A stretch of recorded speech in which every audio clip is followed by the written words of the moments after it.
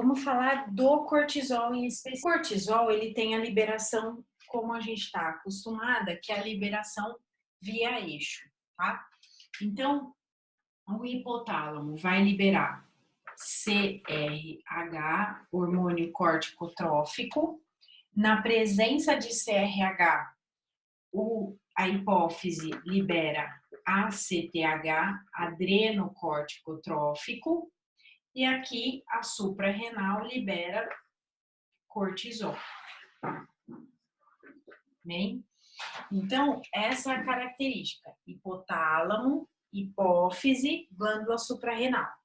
Então, CRH do hipotálamo estimula a hipófise a liberar CTH, que estimula a glândula suprarrenal a liberar cortisol. Bem? Isso daqui é o eixo, tá? Como que o cortisol vai aparecer? Então, o cortisol ele pode aparecer em dois momentos, tá?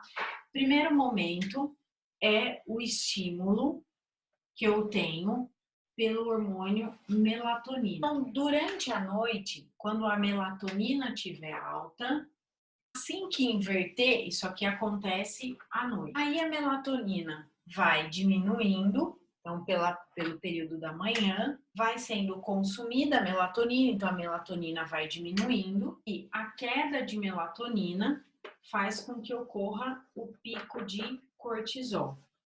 Para eu ter melatonina, eu preciso de sono e precisa estar escuro. Então, o dormir controla o cortisol. Eu consigo aumentar a liberação dele ou diminuir a liberação dele pelas horas de sono que eu tenho, tá?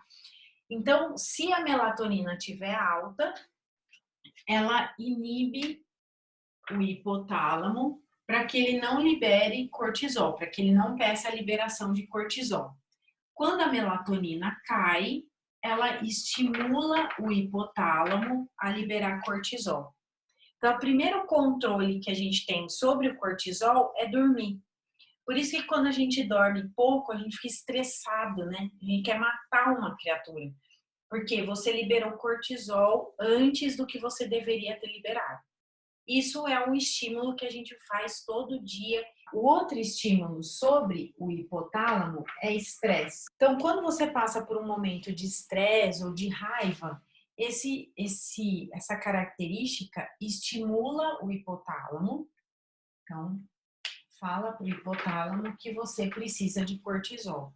Então, se você dormir preocupado, se você estiver muito estressado, dificilmente você vai conseguir a sua produção de melatonina e por isso você vai dormir mal. Quando a gente tem profissional que inverte isso, né, que libera cortisol à noite, essa liberação não vai ficar tão eficiente. Por quê? A primeira função do cortisol é controlar a liberação de todos os outros hormônios. Então, eu tenho hormônios que são liberados na alta de cortisol, então pela manhã, e eu tenho hormônios que são liberados na baixa de cortisol pela noite. Então, é ele que vai controlar quem vai ser liberado.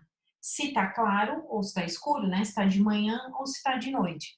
A gente não tem hormônios assim o dia inteiro, né? Na mesma concentração. Os hormônios sempre variam e variam seguindo quem? O cortisol. Então, imagina uma pessoa que usa corticoide e mantém a concentração dele alta, ela perdeu o controle do ciclo circadiano. Então, não vai ter essa liberação controlada dos hormônios, bem? Então, a primeira função dele é controle do ciclo circadiano, controlar a liberação de outros hormônios, beleza? Para isso, eu tenho que ter a liberação dele via dormir, né, via melatonina ou via estresse. E por isso que a gente, estressado, não dorme, não consegue liberar ele em quantidade. O controle da liberação de cortisol por influências do meio externo, principalmente estresse, momentos de adversidade, e do meio interno também. O que seria o meio interno? A melatonina, né, a produção dela. Então, eu tenho esse estímulo sobre o hipotálamo libera CRH, o CRH estimula a hipófise e a hipófise libera a CTH. Na presença de ACTH, a glândula suprarrenal libera o hormônio, tudo bem? Então, o que, que vai acontecer? Eu vou ter o ciclo circadiano. O que, que é o ciclo circadiano? É o ciclo de controle de liberação dos hormônios. Então, eu tenho hormônios que são liberados durante o dia e hormônios que são liberados durante a noite, acompanhando quem? O cortisol, que é esse vermelhinho, tá? Então, à medida que o cortisol dá pico, alguns hormônios estão em baixa. À medida que esse cortisol vai caindo, alguns hormônios vão ficando em alta. Então, ele vai controlando.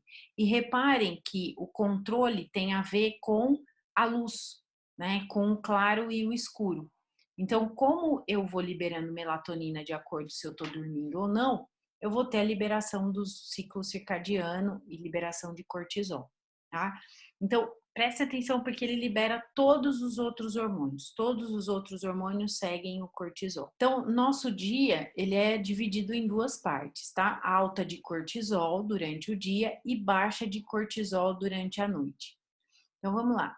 À noite eu tenho início da produção de melatonina, entro em sono profundo, temperatura corporal fica mais baixa, e aí às 6 horas, né?